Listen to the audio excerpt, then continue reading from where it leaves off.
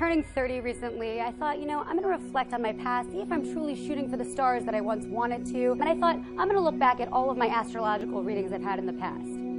None. Because guess what? I think it's a bunch of hullabaloo. I did before I met Bess Matassa. You can probably recognize your sun sign here, which is what most people know, and your sun over here is placed in Taurus. There's a symbol of Taurus. And all of these other guys in this inner wheel are your different planets. Now, what Bess Matassa is doing is in New York City, she is combining her love and studies of geography along with her studies in astrology. It's not your fate, but it's here are these energies you're working with, and how do you want to explore them? What kind of journey do you want to go on? So I take clients to sites in the city that I think are going to bring home these themes in a very physical, kind of material way. You book a tour on her website. She charges $175 for a full walking tour. That includes all of this research that takes a lot of time to do. It looks like one of those kid coloring things, right?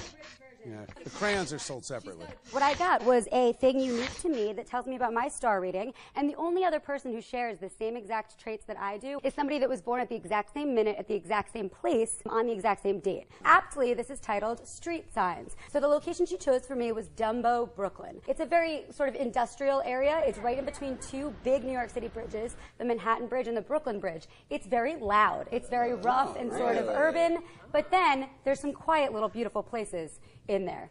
Not unlike me. Our moon sign is really our nature. Aries is fed through challenge. It's fed through ferocity. It's fed through like a sense of friction. Before you think that she doesn't know me, she took me to a boxing gym.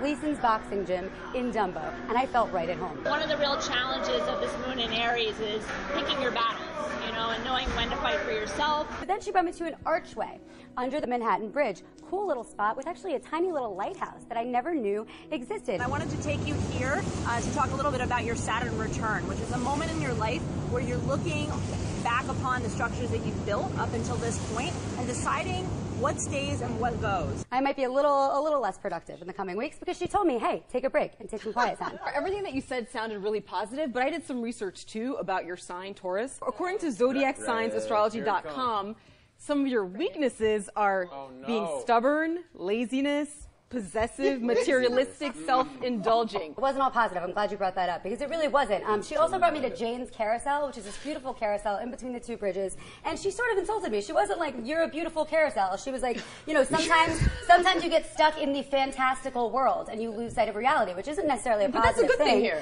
What they're saying about this sign in general has maybe nothing to do with Tara.